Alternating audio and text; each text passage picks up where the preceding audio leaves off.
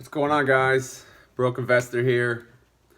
Actually, today will be my last video in my house. I know I made a video yesterday saying that would be it, but anyway, something came up, so I figured I'd make a video and to talk about it because it does involve, broke investors such as myself and rich investors mainly. So Joe Biden, obviously the former vice president who's challenging Trump, announced his tax plan for if he were to get elected, and it came out last night. So I figured I'd go over a few things. I'm not going to get too political in this video, so don't worry about that. I'm just going to cover what he mentioned, which he laid out, which, by the way, that's good. Honestly, though, I think something like this, this information should come out a lot earlier in the process, not when the majority of America already sent in their mail-in ballot. So that part is pretty, ridiculous, because people may have already voted for Joe Biden without seeing his tax plan, and they could see his tax plan and disagree with him now. So it should be a requirement to lay out what your plan is on certain things like this. But anyway, let's go through. So I wrote down a few key things, so we'll go over them. So Biden's plan, it's going to raise tax revenue by 3.05 trillion over the next decade on a conventional basis, which, whatever, billion, trillion, it really doesn't matter when you talk about government. It's a joke. But anyway, according to Tax Foundation's General Equilibrium Model, the Biden tax plan would reduce GDP by 1.47% over the long term. Okay, to be seen. By 2030, it would lead to about 6.5% less tax income. Oh, no, I'm sorry, less after-tax income for the top 1%, and about 1.7% decline in after-tax income for all taxpayers on average. So the top 1% will see 6.5% less take home, and on average overall, everyone, you're going to get 1.7% less. So it'll be, a pay cut, essentially, overall. Now, and again, that's overall because it's comparing his tax bill in general is taxing the rich, not necessarily the poor. So it's, when you take all of them together, the amount that they'd have to pay versus, us, it could say 1% overall, but you may not be getting any percent increase if you make less money. Anyway, he's also looking to impose a 12.4% old age survivors and disability insurance payroll tax on income earned above $400,000, evenly split between employers and employees. It says this would create a donut hole in the current Social Security payroll tax, where wages between $137,700 were the current wage cap. So today, when you pay Social Security, there's like a cap. It actually stops taking out Social Security when it gets to a certain amount. This kind of eliminates that, and it makes people required who make above 400,000 to pay back into it, you and your employer. So this sucks for them too. So if you make over 400,000, which we'll get into other things too, but if you make over 400,000, his plan sucks for you. Anyway, let's continue. This is one that jumped out at me.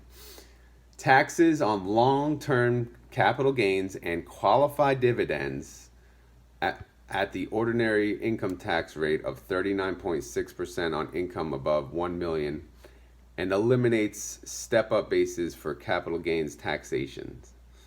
So it's saying it's taxing long-term capital gains and qualified dividends as ordinary income tax.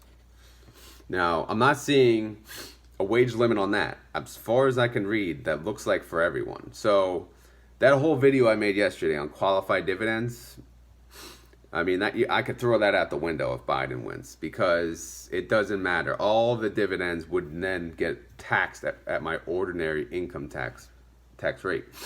And same thing like for if you're a trader, if you're a long-term trader, you invest in long-term capital gains and for the lower tax rate, that's going to go out the window too. So you might as well be a day trader.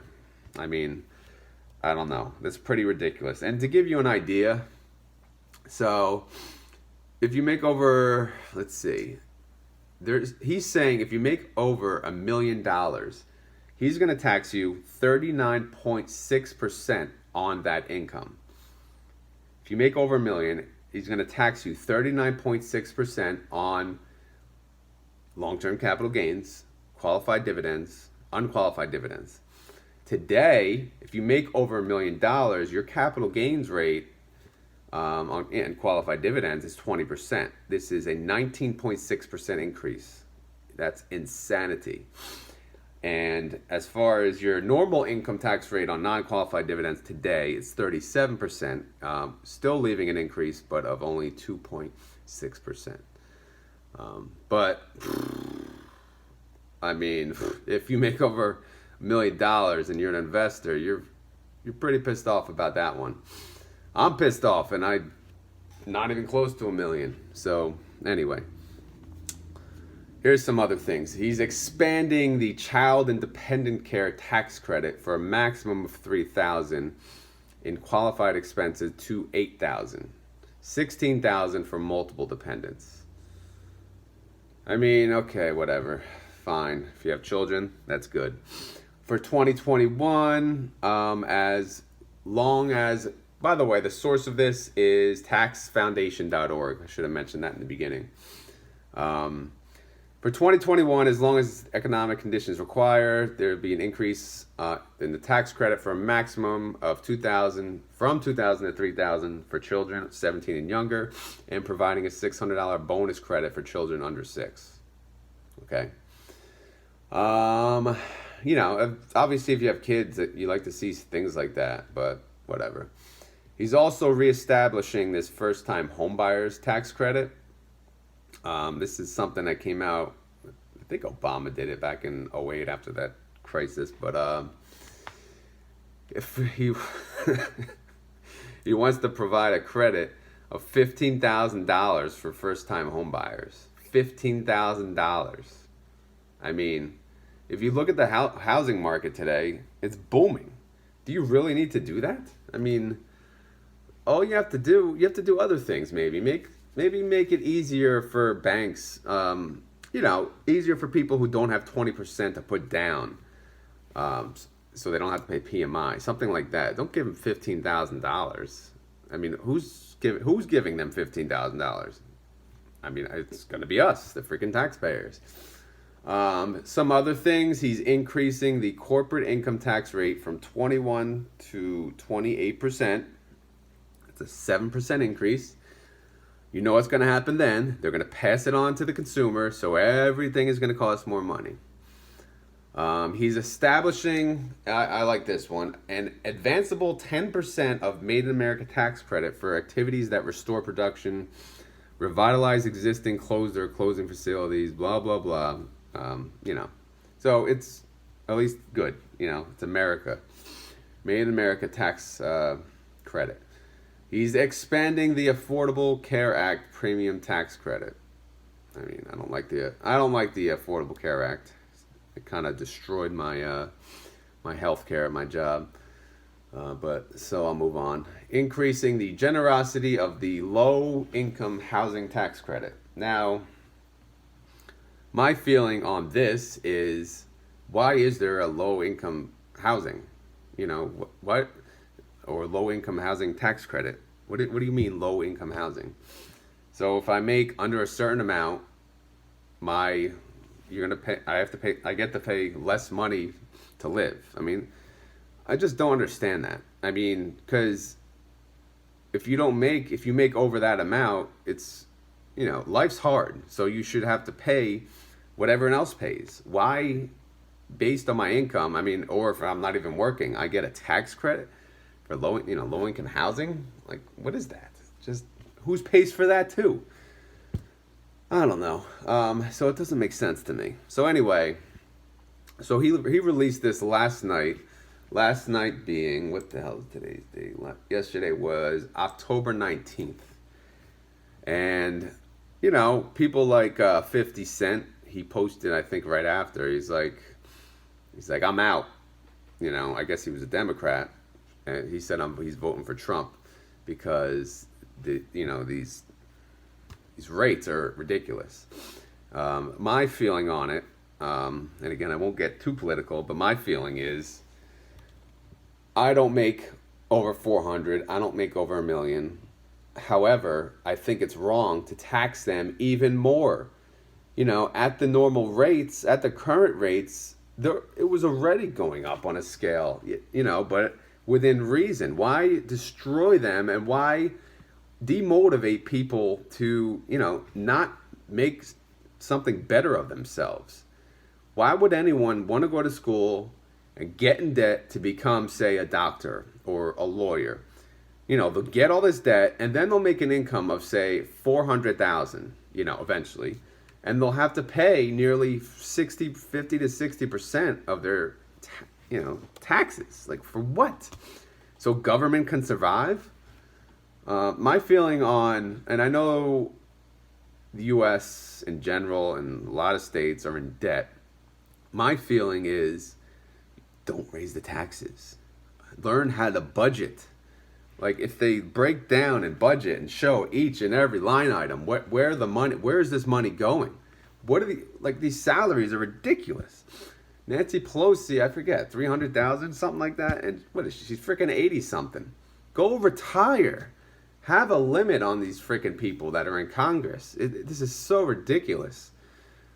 I just don't understand it. I don't want big government. Makes no sense. What good do they serve us? They're destroying us now during COVID. They're forcing us to, they're forcing small businesses to close, destroying them. They don't know. They're making things worse. I'll just say that. So anyway, I'm all about less taxes, 100%. It doesn't matter my income. It goes for everyone.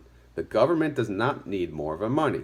They need less of our money. We need tax cuts. We don't need tax increases. So, Joe Biden, your plan sucks. I'm sorry. It's awful. And it's ridiculous. I know, I get it. He's trying. He's a Democrat. That's how it is. But it's bullshit. I mean, I don't understand who would vote for a Democrat if he's going to raise the taxes. I don't get it. But anyway, as I said, my information I got from taxfoundation.org, and that's what they had mentioned that his tax plan was. There was a lot of further details. I'm not going to get into that. I'll try to do the fun and exciting stuff. So anyway, I hope you guys enjoyed this video.